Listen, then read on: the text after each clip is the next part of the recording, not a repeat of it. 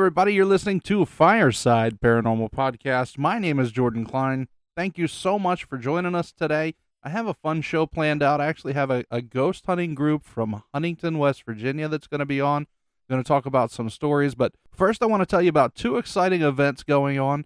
One of them is going to be in Moundsville, West Virginia. It is called the Misfits Metaphysical and Oddities Show. It's going to be December 4th.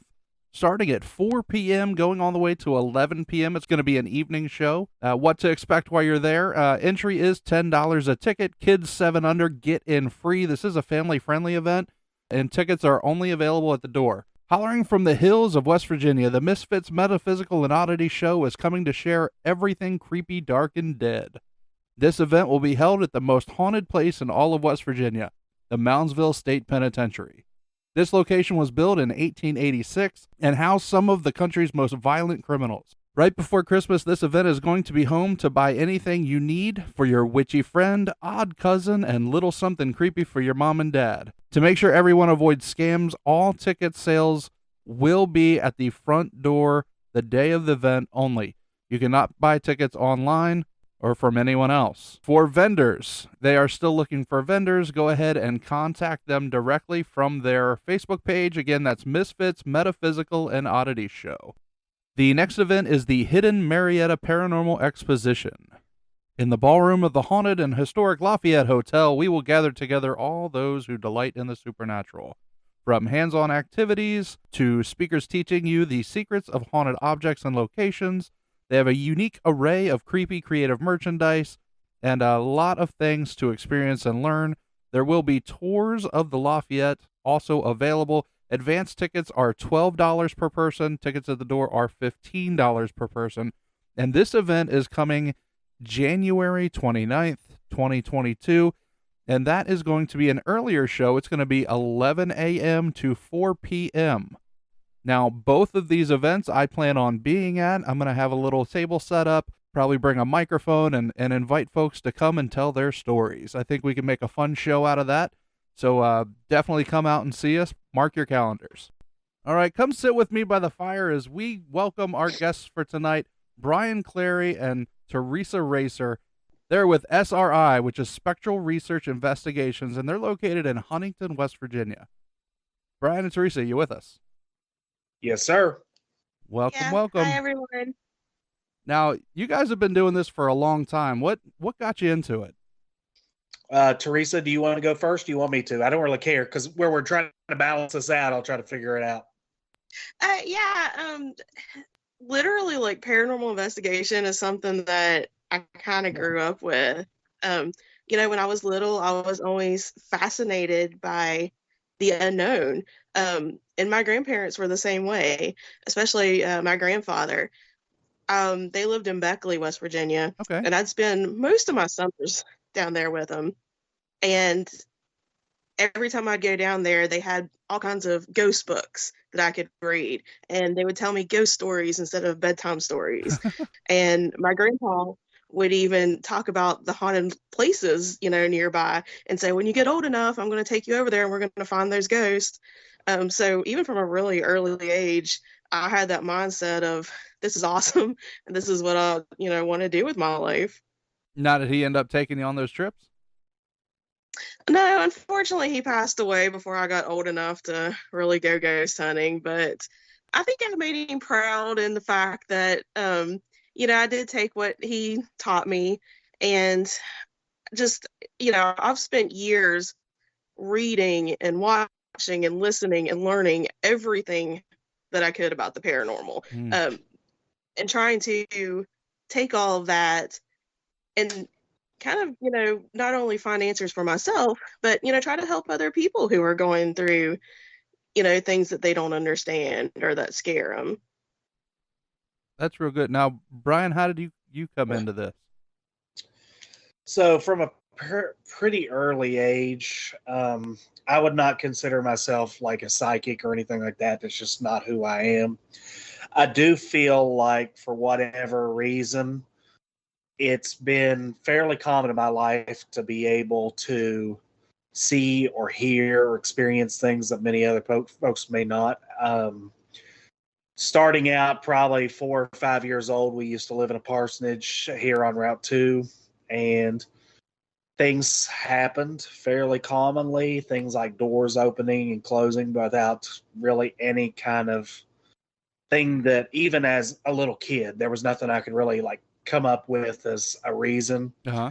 Then later on in life, started having some more experiences as I grew older. My dad used to live in a little old camper type trailer for many, many years. And we had some experiences there that we could really never figure out. One of them was things like knocking on the windows and then seeing a person walking up and down the hallway between, like, it was one of those old single wide trailers. So you had the one standard hallway that ran through it, ran past like my bedroom, which was kind of like a little cut. And then it went towards my dad's bedroom down there at the end of the hall. And I remember one time him telling me a story of coming up. I was probably 7 or 8, maybe at the time, maybe a little bit older than that. But him telling me of the story of him getting out of the shower, and there was a man with no feet standing at the end of the shower looking at him. Well, it was like right around the same time, and it was in the same place that one morning I was getting ready, and I had a little social studies fair that I was in when I was in elementary school. And I remember we had put together this big elaborate thing, him and I, on like the Battle of Chickamauga, Tennessee, or something like that. So I was getting ready to go to school to take care or to do that. And I remember standing there at the back door and kind of like brushing my teeth. And I remember looking out, and it had one of those little diamond style windows in the back door. And it looked down upon the riverbank. And down on the riverbank, the person that owned the property had like old junk cars and trucks and stuff like that were just down there, just sitting rotting away. And I remember looking out the door, and there was this guy that was kind of like hobbling along. And he had what looked to be like a black, like heavy canvas type jacket and like some brown style or brown old work type pants. Mm-hmm. And I remember watching him kind of like hobble around and stuff like that. And I told my dad, I said, there's somebody out here doing like moving weird on the riverbank. And he asked me to describe it. Well, come to find out shortly after that we found out from the property owners that there was a man that was killed on the railroad tracks real close by to those houses. Oh, wow. He was wearing the black with the brown pants and stuff, and he had actually gotten drunk and fallen asleep on the railroad tracks, and the train went by and cut his legs off, and he bled out. So experiences like that over the years, seeing what I believe was my great-grandmother after her passing in her house when we were kind of going through the process of figuring out what to do with the property and so on and so forth. I remember doing that. For general, I just feel like many of those things kind of got me into that and kind of got me in that direction. Another thoughts of it is that my dad and I kind of did a lot of, we got into the original old ghost hunting TV and stuff like that when the original like Most Haunted and the original Ghost Hunters and stuff like it came on TV. I think it was early 2000s. I think Ghost Hunters was on like 2004, but Most Haunted started somewhere around 2000 or something like that. So I remember even being in high school and kind of getting into it. And then he and I went to West Virginia Penitentiary, I think when I was about 16 or 17. And that's right here next to me. An investigation, and then that's how I kind of got into it. And from that point on, we started doing it a little bit here and there. And one thing led to another. And we were running into some problems with like trying to find a solid group to get attached to. So we kind of did our own thing for a while. And then it just sort of fell off. I just kind of fell to the wayside, didn't do it a whole lot for many, many, many years. Although I was always thinking about starting a group. And then chance came. Wonderful thing of COVID was you had plenty of time to sit around and think about things you wanted to do and you couldn't do it. Well, that was one thing that I decided that I wanted to do was to kind of pursue forming a paranormal investigation group with like-minded individuals that kind of wanted to look at it from the scientific, the more historical based side of things. And that's how it came to be for me. So SRI is a fairly new group, right? Correct. Now, how many Yeah, I know with COVID and things like that. How many places have you guys been able to go to so far? Theresa, we've done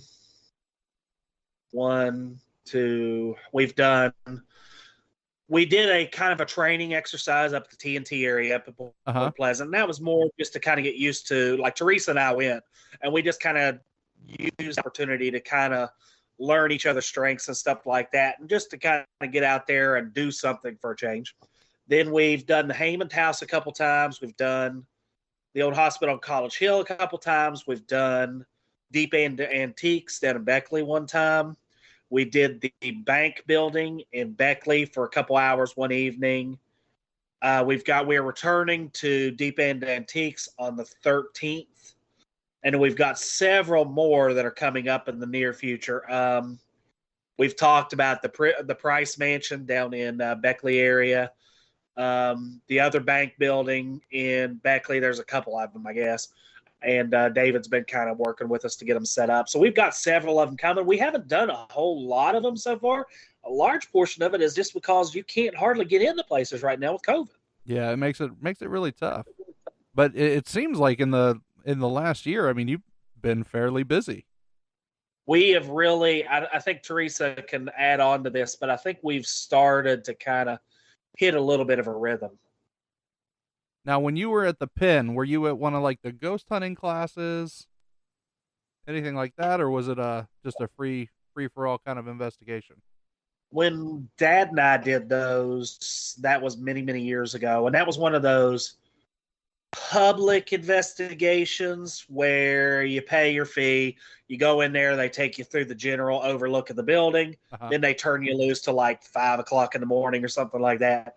What I noticed is and I'm sure Theresa's seen the same thing, and you probably have as well. When you go to those things, most of the folks leave by like 2. Yep. And so there's not a whole lot of people in the building from like 2 o'clock on.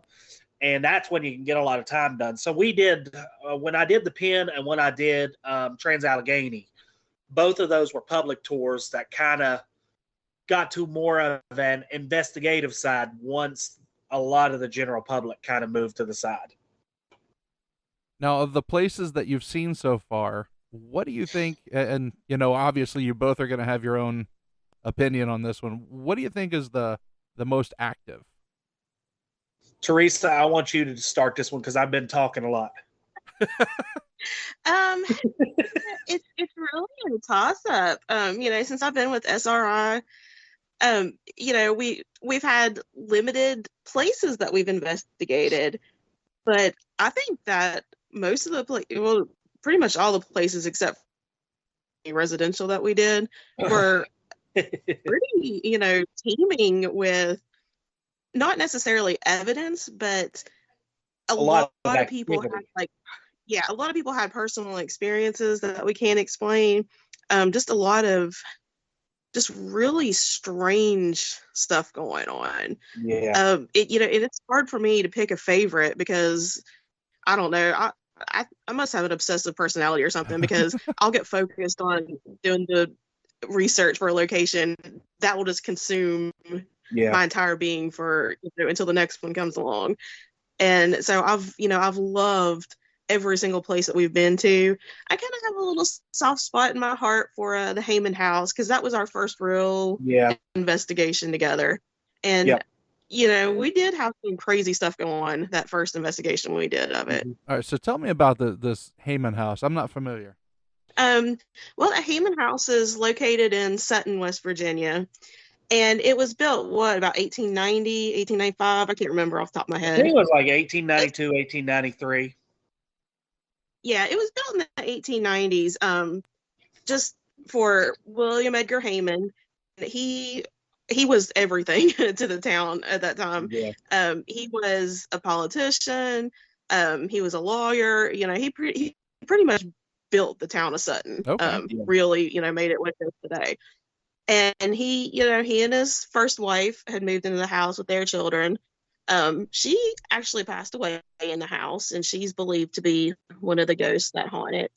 Yeah. After she passed away, he did remarry, and eventually when he passed away, he is also thought to be one of the ghosts that haunt the house. His personality is described as being very dominant, Domineering. not always the nicest to women in the house, just very overpowering. And Emma, the first wife, she kind of died under mysterious circumstances. Myself and the owner and several other investigators have all tried to find proof of how she died, and it just, aside from like one newspaper article that doesn't mention cause of death, there's nothing about how she passed away. Oh, wow. Really? But I actually think that I saw her spirit while I was at the house. I was sitting in the second floor hallway and just happened to notice movement out of the corner of my eye behind me, and saw what many other people had seen. It's the white figure go from one bedroom to another.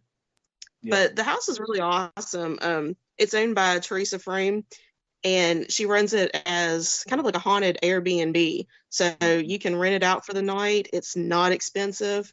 There's like 3 or 4 really nice bedrooms that can, which they sleep like 8 people or something like that. Something like that. Yeah, like nice bathrooms, everything nice. And so were there people there when you were doing the investigation? No, we had the whole place to ourselves. Yeah. Like the neighbors will not go to sleep. The first time we went, it was just Theresa and myself. Did you experience anything then? It seemed like we had a lot of activity going on there that day, especially when it was just the 2 of us. Had a lot of sounds that we couldn't explain. We had something playing with a motion detector that we had set up with no real calls, but the motion detector was aimed towards like up on the 3rd floor of the Heyman house. It's kind of a mixture between Mr. Heyman's what we suppose, which it would make 100% sense, especially if you get in there and you see it. It looks like an office. But he also there's some storage areas that are attached to that same area. And we were in one of the storage areas, and we went in there completely lights out. And Theresa and I were sitting down against the wall. And we set up a motion detector towards the door about 6 or 7 feet away from myself. And it was facing the doorway and not towards me. So the spread on the thing was actually aimed towards the doorway and out. We had a couple times where that thing was going off with no real cause that we could tell. We were not moving, so it wasn't like the floorboards moving or something like that. Yeah. But it kept setting off this thing periodically, and it would do it like when we would ask questions or when we would say something. And it was kind of strange how it would work, because it didn't like, I'm a pretty skeptical individual, and it was weird because it seemed to match up in ways that you wouldn't normally expect something that is a simple piece of equipment, like just a little simple motion detector, to do. But it would seemingly respond, and it would seemingly come up to the doorway. And throughout the night, we had seen what looked to be like a little shadow. And it wasn't very tall. It's about, this is an old Victorian house. And you know how the handles on the door are usually on the Victorians, they're a little bit lower than the halfway point for whatever reason.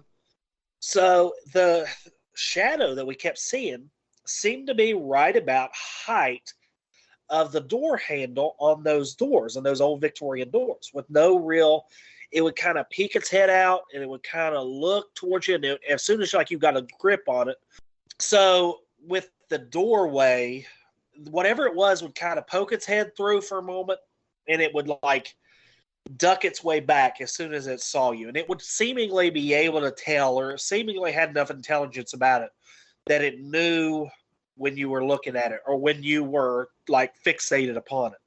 So you could see its head kind of poking through. Yeah, it would kind of poke around the doorway, kind of like a little kid looked around the doorway, and it was about that doorknob height. And it would kind of look around at you, and then it would kind of pull back. That was numerous times throughout the night. I know that Theresa, when we were going up the stairs to the 3rd floor at one point, I'll let her explain this, but had a pretty interesting experience as well from what we believe may have been Emma. All right, let's hear that. Yeah, so I had a couple of really kind of weird incidences that night. So it was right after I had saw the figure in white walk behind me, and we decided that we were going to go from the second floor up to the third floor. So Brian went up there first, and I was taking my time gathering my stuff up, and I started to go up the staircase to the third floor, and I clearly heard a woman's voice say, "You don't want to go up there," and it kind of like, froze me in my steps for a minute. I was like, oh, okay. Now, do you think So that I was kind of figured audible? that Like, was it an audible voice to you, or was it like an impression, like in your mind? to me, it sounded audible. Of course, Brian couldn't hear it. He was on the third floor, and Yeah. none of our equipment picked it up. So it must have been some sort of telepathic impression or something. And I got the impression that, okay, yeah, that was Emma telling me that I shouldn't go up there because, in the past, women have been scratched or have felt very uncomfortable on the third floor. Oh, wow. It's believed that Mr. Heyman wasn't very faithful or very kind to his first wife. So of course that made me even more curious to go upstairs. So I just kind of turned around and, said, thank you for the warning. I appreciate it. But I'm going to go upstairs and try to figure out what's going on. And that feeling that I was like froze kind of dissipated, and I was able to walk up the stairs. Mm-hmm. Now, did you have an experience upstairs? Well, not really. I didn't. Of course, like what Brian was talking about when we were interacting with something up on the third floor that was messing with our motion detectors. Yeah, I could definitely see, that little shadowy thing peeking around. And we would say, okay, can you please come in here?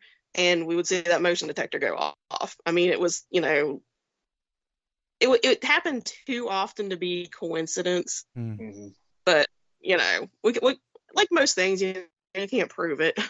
Now, Theresa, let me ask you this. I know a moment ago you said that you saw like a white figure, a lady in white. Mm-hmm. Did it look to you like a physical person walking through? Was it more of a mist? Was it, how would you explain it? I've heard some people say, it looked shadowy. How would you explain what you saw? It could just be me. I don't know if it's Emma herself or just the way I perceive things. Usually when I see things, and it's not often, but it probably happens more than the average person. But I tend to see things as solid figures. Okay. That look like living figures, but they're there 1 second and then like gone the next. Mm-hmm. So when I saw her, first I was sitting on the couch that's in the hallway on the second floor, and I had my back towards where the bedroom doors were. And I kind of caught movement out of the corner of my eye. And where I was sitting low enough, when I kind of turned to see what it was, all I saw was like a white bustle of a dress kind of move past me.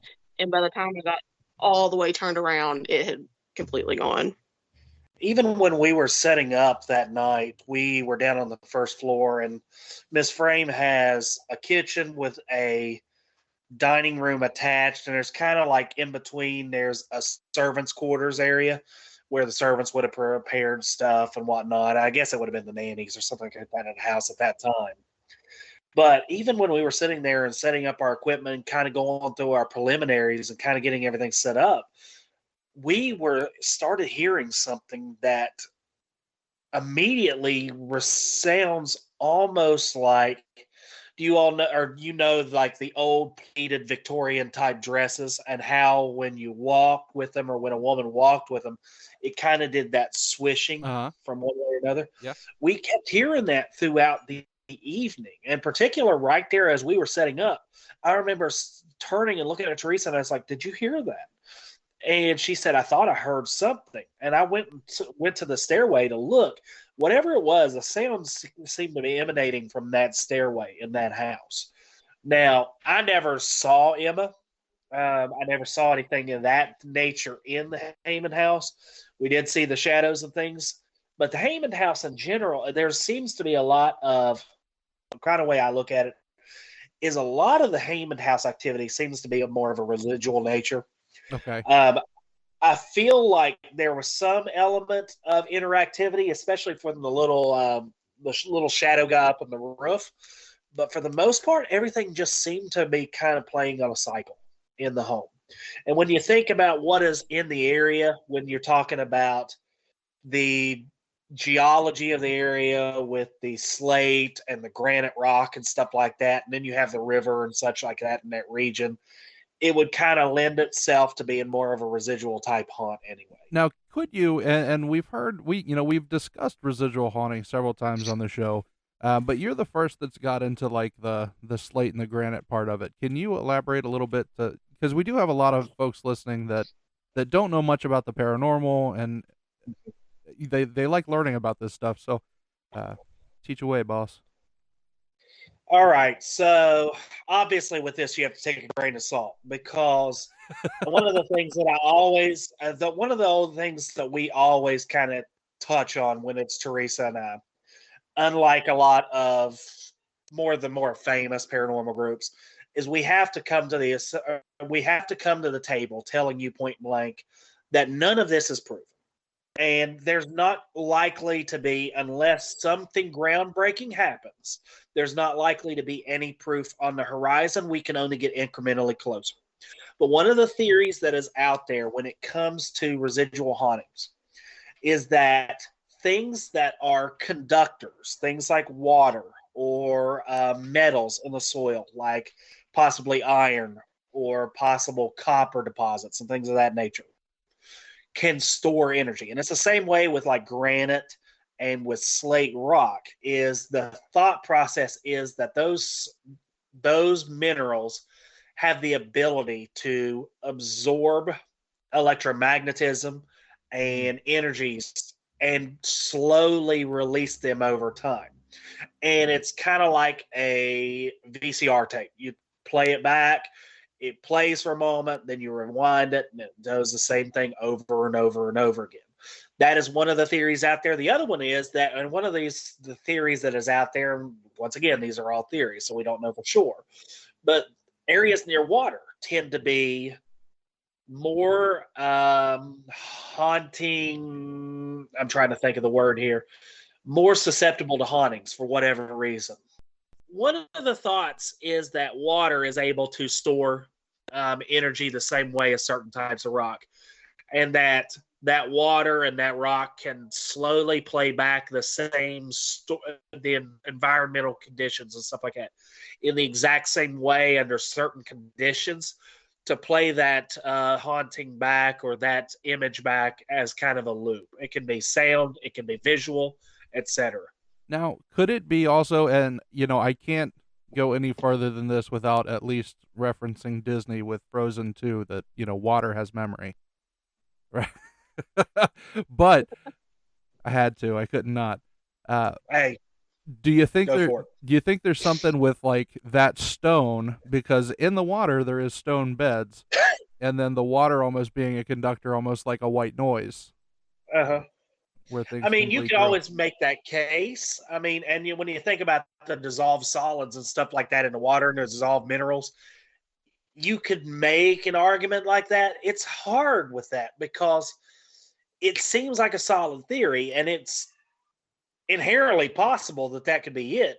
But we have to find the evidence to say, okay, this is definitively that. But I mean, I think if you were to make a case for water as well as the rock and the granite and the slate and so on, that is probably the best way to go about it when thinking about the dissolved minerals themselves that are in that water. Thank you for that. I know, a lot of folks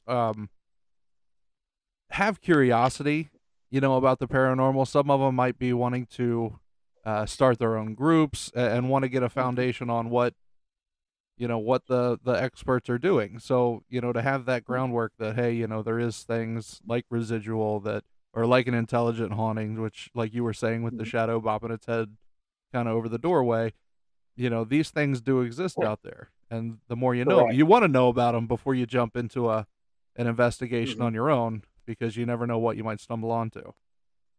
I know we were kind of going on like favorite sites, and I know Theresa kind of move towards the Heyman house, but I have to give credit as well. And this is one you maybe want to build on as well. But I have to give credit down to the Deep End Antiques down in Beckley, because that one there caught me completely for a loop. And I'll explain as we get a little bit into it. Uh-huh. But let me just say that the site itself, and Travis Arnick is the one that got a hold of us. We actually met him in Beckley at the Beck's Paranormal and Oddities convention and stuff like that. And he mentioned to us, he said, hey, if you're interested in coming and investigating, I got this antique store. He kind of explained it a little bit. And the explanation is this, that it was based, or it was built upon part of the property of the original Honey in the Rock Hotel that was built in that area. That was built back in I think the 60s. Okay. It was a very famous hotel. What was that? I said, okay. Okay. It was built on the Honey in the Rock Hotel.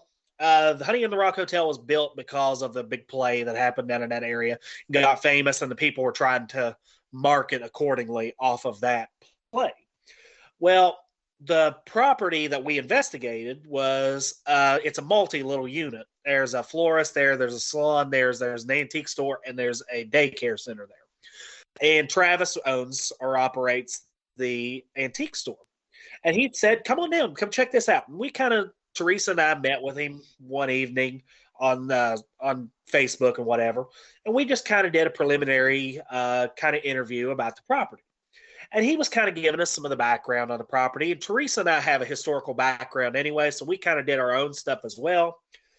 But we started looking into the property itself. The property goes back before the Civil War, all the way back to the Shawnee and the Delaware and the Mingo tribes that lived in that region.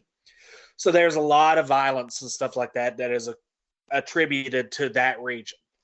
Not only that, there were very bad car wrecks, there were shootings, there were stabbings, there were overdoses in this hotel. Dang. There was a story of a prostitute that was murdered. There was a lot of stories and a lot of violence that was associated with this hotel as it went from like the 70s into the 80s and into the 90s as the things started to deteriorate. But Travis offered for us to come down and investigate. So I said, cool, we'll try it out. Well, we arrived, and I remember meeting with Theresa and our audio man, James. And we had dinner together, and we were kind of talking over our strategies. And when we got there earlier in the day, we kind of checked out the building and stuff like that accordingly, trying to get some ideas.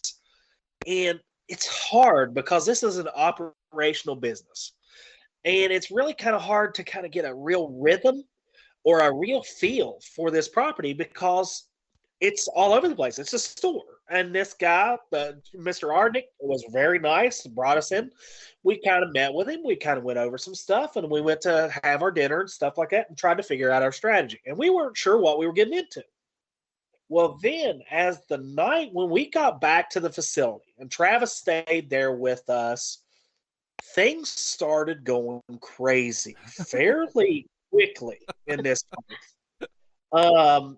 The property is itself, we investigated the antique store, and he owns two of the original old hotel rooms, I think, that are being used for storage. And he let us into one of those. So the hotel room is kind of back in the back, and we went through it, and I did an EMF sweep of the building and stuff like that, trying to find where the active lines and stuff were. Couldn't really find anything because there was no electricity back in that section. I was able to isolate like a EMF source onto the side of the daycare, but it was far enough away that it wouldn't have really bled into that area. Uh-huh. But as the night went on in this place, it went ballistic. We had everything happen to us that could possibly, I think, happen. We had a lot of, we had disembodied sounds and voices. We had things that seemed to happen that were associated with the story of the lady that was murdered in that room that we're talking about, or what we associate with that room. We're not 100% sure, but it seemed to fit up for what we saw in the story. We had an Ovanik show up, which I'll let Theresa hit on that one because she loves telling the story and she does a really good job with it. there were a lot of things that happened in that place, and they were unexpected because when you go into one of those type of sites, you really don't know with 100% certainty what you're going into. And Oh, I think that's absolutely. what we ran into. And then I was kind of on the fence when we got there. By the time the evening was over, I was no longer on the fence. And I will let Theresa kind of jump in because I like hearing her tell the story of Travis's little friend called the Ovnik that Yes, I'm lives. very curious on that. Okay, so like Brian said, when we were invited to come investigate this location, we knew that this was the site of an old motel. The antique mall itself is actually built right on top of where the old swimming pool was, the outdoor swimming pool. So we were kind of, playing around with the idea of, all right, so we have this property that itself has this really, violent past and, a violent past with historical documentation. I mean, some of the stories we couldn't verify just yet, but most of them we could. I mean, there were lots of overdoses, lots of violence, lots of, death and wrecks, and even a cop shooting, all in this one little area. And then we were also up against the fact that this was an antique store. And it wasn't just any antique store. They kind of specialize in like war memorabilia and items that were purchased from prison auctions. And so a lot of the stuff he has, the provenance for it, and it's got a violent history. So that's what we were kind of talking about when we were doing our preliminary interview with the owner. So, we're going to get the stories from the location itself, plus some of the items at the location. And he didn't tell us about his little buddy. We didn't know about that until not quite halfway through the investigation. The way I had learned about it was that myself and a couple of the other women that were there, we decided that we were going to sit alone in the motel room by ourselves with no guys there and see if we could try to bring out, maybe make contact with the lady that had passed away in there, with the safety of just being women there, because she seemed a little afraid of men. That makes sense. We didn't get anything. Nothing at all happened while we were out there. So we decided that we were going to come back in and kind of regroup. And I walked back into the main store, and one of our members pulled me aside, and he's like, "Theresa, you've got to check this out. Travis has this little cat demon in the back." And I'm like, "What the hell are you talking about?" And nobody said anything to me about some kind of little cat demon. And he's like, "Yeah, it's like this little black monkey thing from, Europe." And I'm like, "What are you talking about?"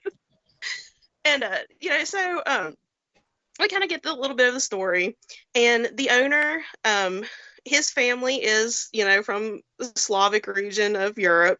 They were brought over here as indentured servants to work in the mines of southern West Virginia. Wow. And one of his family beliefs is that they have a family, and if you look at different sources, some call it a demon, some call it a spirit, but it's kind of like a little house spirit. Like a Tokoloshi. Yeah. So this particular one is called an Ovnik. And if you look back in the history of it, it's this little creature that would live in your barn. And if you didn't make it happy with an offering, and they really like, an offering of a rooster or a type of Russian pancake, if you didn't appease it, then they would either eat all the grain in your barn or they would burn your barn down. Oh, gosh. But kind of over the years, yeah. But kind of over the years, this has kind of become more of a protective spirit for him and his family. And it's been with him the whole time.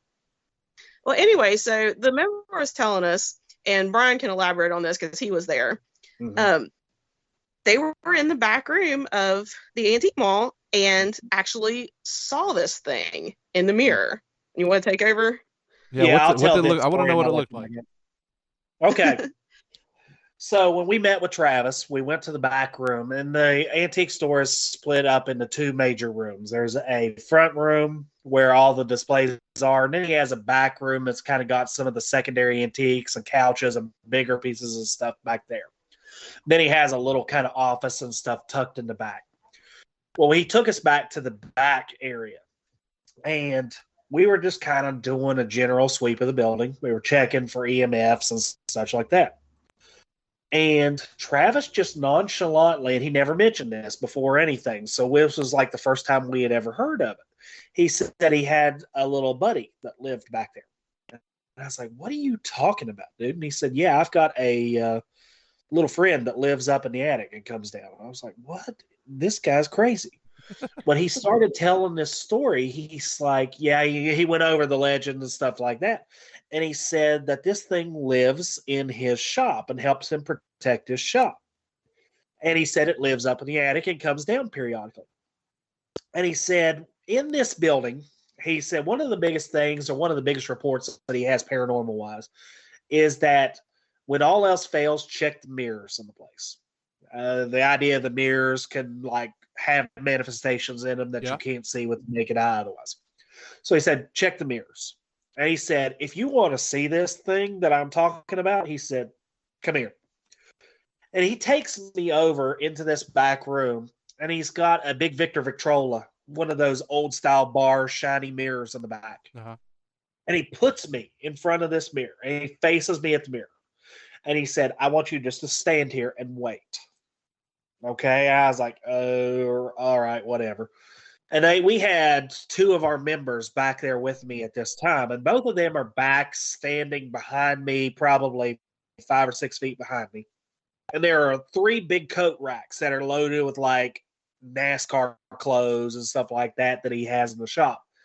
And they're standing there kind of looking at some of this equipment. He has me standing in front of this mirror, and all of a sudden, I'm kind of looking to the left side of this mirror, when all of a sudden, in my kind of out of the peripheral on my right hand, I start seeing some movement on the right side of this mirror. And I'm like, what is that? Is that one of them moving around?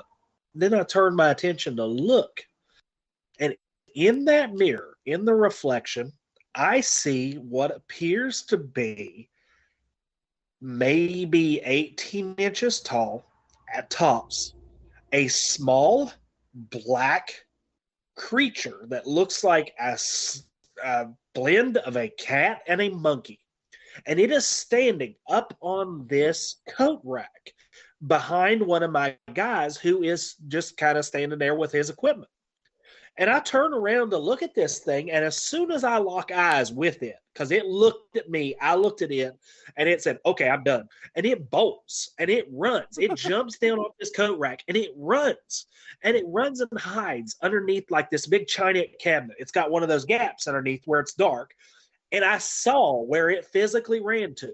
And I went and I followed it to see if I could find it underneath there. Because I was 100% under the assumption that this guy had a black cat in that store. I went to where it ran to, that I saw it physically run to, and it was not there. Throughout the night, we had numerous experiences with it. Shortly after this, I'm excited. I mean, God, who wouldn't be? Right? I did not expect that. And then Travis comes to me and he said, dude, you got to calm down. He said, you freaked it out. And I'm like, what? He said, you need to calm down because you scared it. So I'm like, okay, I will do that. I went to the front room to kind of do some sweeps and stuff and try to set some equipment up in the front room. Now, Brian, said, let me interrupt you. Yes. How do you calm down after you just see this cat monkey demon run around? He's like, go in the front room and calm down. You're like, okay, I'll just go relax. Yeah, it took me a minute to like register what I'd seen, and then I figured, well, if he wants me to calm down, the best way for me to do it would probably be go do something else. Well, So maybe while they were going to do something else is when I saw it. Oh, you froze again. Am I still there? Yep, I hear you. Yep, there you are. Teresa, Okay, you said I when just he wanna went make to sure. calm down, you saw it? Yes, let Theresa hit this, and then I'll hit again. So that's about when I came back in, and I heard about what had happened, and I'm like, well, I want to see it too. I got kind of jealous. So Travis is like, well, okay, everybody else was in the main room, and so I went to sit in that little back room by myself on the couch, and he's like, well, just sit in there for a while, and you'll probably see it. I'm like, okay, cool. So I'm sitting on the couch, and I'm trying not to kind of stare directly at the location where they had seen it, but kind of see out of the corner of my eye. And at one point, it felt like something had jumped on the back of the couch beside of me. Of course, nothing was there. Okay. And then at another point, it kind of looked like maybe I had seen something that looked like a black cat sitting on top of the coat rack. But when I looked, nothing was there. And I couldn't really discern, had I really seen anything or not. So about that time, Travis comes back in there and he's like, oh, have you seen it yet? And I'm like, no, I really wish I could see it. And he's like, okay, if you want to see it, it's right here. And I'm like, what? And so he took me back in the office and he's like, look in that tote right there. And there, was one of those Rubbermaid storage totes that had some, various objects that were getting ready to be priced and put back out. And he's like, do you see it? And it took me a while because I'm staring and I don't think my brain and my eyes and, my conscience ever really, coincided because I could see this thing and I have a black cat at home and I would have sworn on anything that there was a black cat sitting in this tote peeking out. Uh-huh. I could see its mouth with its white teeth. Its mouth was open. At one point, it had these bright green eyes. The eyes blinked at one point. I could see two little pointed ears.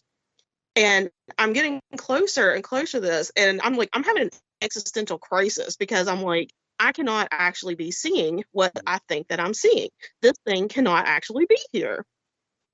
And so I'm staring and staring and staring. And so he goes over and, he starts moving stuff around the tote and shows me that, there's nothing in that tote that could have mimicked, what I thought that I saw. Wow. And he's like, well, why didn't you take a picture of it?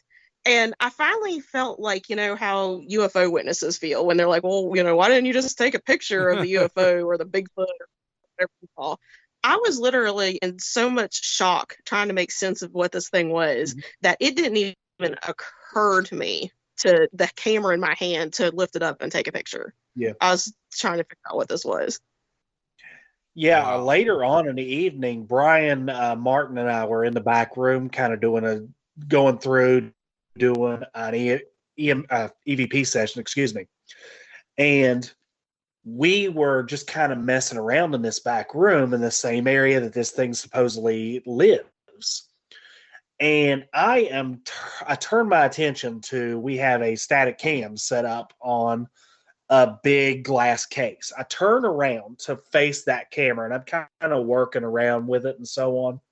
And I noticed that the thing had died because our batteries kept getting drained like crazy in that place. So I turned my attention to that camera. I turned back around and one of my guys, Brian Martin, is standing in the doorway going back to where the office is. And the owner has a pup back there. It's a little yellow lab pup. Uh-huh. And it was back there, but it was real quiet all night. We hardly heard a peep out of it. He would take it out to the restroom. It would go back in there and sleep. And apparently the Ovnik, according to Travis, loves this dog and loves to hang out with the dog. And the dog doesn't seem to mind it. So I turn around to face where Brian is in this doorway. And I look, and here is this cat monkey thing standing on a chinette stacked up with 45 records. And it is standing up. Like I said, it's maybe 18 inches tall at most. And it's kind of meerkatting, looking at him, like just standing up on its back legs. It's kind of got its front paws like tucked underneath it. And it's just kind of standing there looking at Brian. And Brian, I don't think even knew that it was right there behind him. And I looked, and as soon as I locked eyes with this little thing, it had bright green eyes. It had little tiny white teeth. As soon as you would lock your eyes on it, it seemed to go away. It would run away, it would disappear, and then you would struggle to find it again till later when it decided it wanted to show up again. Even at the end of the night, at 6 o'clock in the morning, when we're finalizing and getting all of our equipment put back up and such, I go back there and I turn on the light in that back room, and you could hear like little footprints up in the roof, up in the attic area that were just like tap, tap, tap, tap, tap, tap, tap. Like this thing had listened to us and it saw that we were turning the lights on, and it said, nope, I don't want to be seen. And there was gone. And you could hear it. It was the weirdest thing that I think in close to 20 years doing this that I've ever seen. And I've seen quite a few things. That's incredible. But I would have never anticipated going into a site like this and seeing something like that. Now, I was going to ask, with a location like that, like, man, you went off quite the story, and I can't even make this make sense anymore. But in a site like that, you got, antiques. Could a lot of what's going on, I mean, as far as the other activity that you saw, be like haunted objects, something that's, connected itself with some objects in there, things like that? When we went over the stories, and then I'll let Theresa jump in as well. Theresa, at any point, you can jump ahead of me. It's fine. He went over several different objects that he had in the site with us. One of them, I believe, if memory serves me, was a revolver that was used in a suicide. Other ones were like a knife that was used by a Marine over in Vietnam to chop off ears and stuff like that. Then there was one that was apparently a lady that had stabbed her husband, and they could never find the murder weapon, and then they were bringing down the house and they found the weapon. I mean, it's hard to really There was a lot of stuff that had some history for sure. Yeah. He was kind of mentioning those kind of things, and he even laid out like all these knives on the table, because one of the stories that associates with the place, and we had several members kind of interact with this stuff to kind of see if we could get anything. And what we ran into was he put this whole table full of knives out, and he had us interacting with them, and he wanted us to see if there were any of them in particular that would generate any kind of response. Yeah. And Theresa, I don't know if you had any kind of response with them or not, because I was bouncing back and forth trying to figure out about the ovnic when this was all going on. But there was one knife in particular that everybody seemed to like kind of gravitate to, because it was a rather unassuming looking knife, but you could tell it had, like, for whatever reason, and it's one of those gut feeling kind of things where you look at something and you know something isn't right. Like it had an But there was energy one of of its them own. in particular. Yeah, there was one of them in particular that caught everyone's attention. I'll let Theresa jump in. Yeah, I think that was the one, because the story that we were told, that anybody who picked up the knife that the lady had a husband with would be like overcome with this murderous rage type of feeling and want to actually hurt somebody. So we had, plenty of people around. I think like 3 or 4 people were filming. And, so we had plenty of people around if anybody actually came overcome with murderous rage. But it was, really said that, women, if they picked this up, would want to like go after their partners. So we had a married couple there. We made her go first. And she just, tried to, pick up the different knives. Yes. Yeah, just in case. To see what she felt. And everybody that like participate in this, I don't think anybody really picked the murder knife on like the kind of like the first try. A lot of people picked it up and kind of felt weird, but didn't think that one was the correct one. What they did pick was this other knife that Brian referenced, and that was the one that was the one used by the Marines to cut off the ears of his trophies during war. And if you looked at it real closely, it actually had notches on the handle of how many victims it had seen. Wow. Now we are coming up on time. I I want to make sure if we have any listeners out there, because we do have a lot here in the area, if they need to get up with you, if they want to, reach out, contact you for an investigation, what's the best way to get up with you? So we have a couple different ways of contact. We have most of the social media platforms. We have Facebook, we have Instagram that anybody can get a hold of us through SRI Huntington WV SRI Huntington WV. If you go on there, you can search for us. You can find us fairly easily. We also have a website, http www.srihuntingtonwv.com. You can get a hold of us through there. It has access to our emails. There's phone numbers and stuff like that attached to the website and to our Facebook, so you can get a hold of me. Teresa's got her site. I'll let her kind of reference her blog here so she can get it as well. Yeah, I run Teresa's Haunted History of the Tri-State. So if anybody has any awesome stories they want to share, or if they want to contact, me, and I can get, with Brian, we can set up an investigation that way. I'm on all the social media, plus, my blog. Just search for Teresa's Haunted History and they'll be able to find it. Yeah. Say that one more time, just because the audio kind of fuzzed out there. It's Teresa's Haunted History. Teresa's Haunted History. Guys, I want to thank you so much for coming on the show and just sharing your stories. Wow. That really is an incredible story. And how do you say it's an Ovnik? Ovnik or Ovnik. I can't remember exactly how it's pronounced, but it's Ovinnik. Very interesting. I'm going to have to look that up. Now, I do want to ask, too, because curiosity, did it walk on all fours or did it walk on its hind legs? When it was running, trying to get away from me, it was on all four. But it would stand and look over people and look at people like a meerkat up on its. I would have thought for anything that there was a black cat kept in that building somewhere. And we searched everywhere. There was no black cat. There was nothing, any kind of sign of any kind of cat box or anything like that. But I would have sworn with everything in me that there was a cat in that building, but we could never find one. Wow. That's phenomenal.